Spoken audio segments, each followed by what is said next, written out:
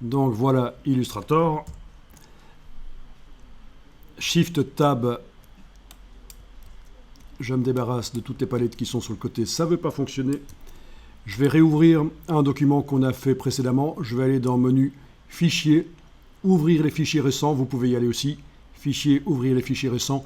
Et vous devriez trouver le dernier document sur lequel on avait travaillé ici, avec notre ellipse, avec un motif dedans.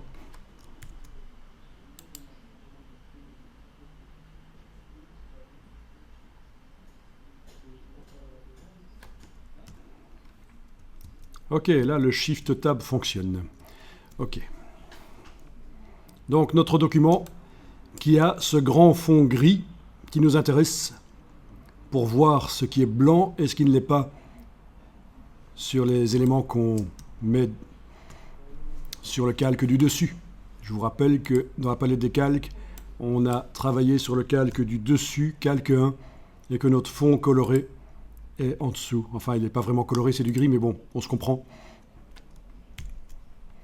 Alors, je vais démarrer de ce document-là, parce que sinon, pour l'exercice du guépard, je vais devoir faire un nouveau document, à nouveau créer un calque fond coloré, à nouveau mettre un rectangle gris dedans. Donc tout ça, ça demande du travail. Donc j'aime autant ouvrir ce document qui a déjà une partie du boulot qui est fait et l'enregistrer sous un nouveau nom. Alors vous allez l'enregistrer sous un nouveau nom ici. Fichier enregistrer sous.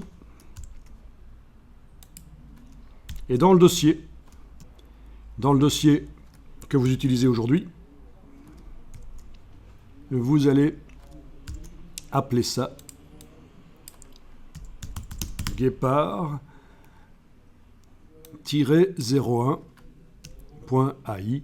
Alors, j'ai pas mis d'accent à guépard, c'est une habitude parce que les accents dans les noms de fichiers, ça pose souvent des problèmes quand on veut transférer vers des serveurs, quand on veut faire du web. Donc c'est juste une habitude que j'ai prise. Et c'est la même chose pour les espaces. À la place d'un espace, j'ai mis un tiret. Voilà, donc oui, je vais ne pas mettre d'accent.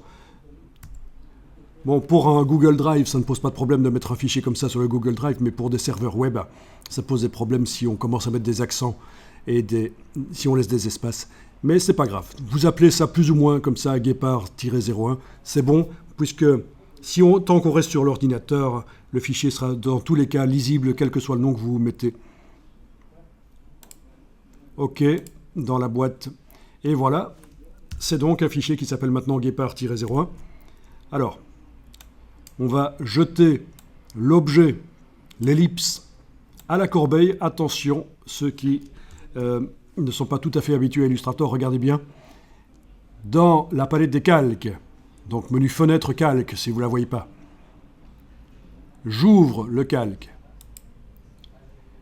et je peux prendre l'objet ellipse et le jeter à la corbeille. Parce qu'en fait, il est là, c'est ça l'objet ellipse. Ceci, ce qu'on voit là, c'est juste ça montre le contenu du calque. Donc je prends l'objet ellipse. C'est une des manières de jeter un objet. Je le prends, je l'amène, la petite main, j'amène ça sur la corbeille.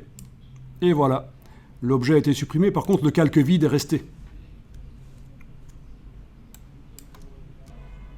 Et je peux mettre à jour le fichier guépard01 sur le disque dur en faisant fichier enregistré.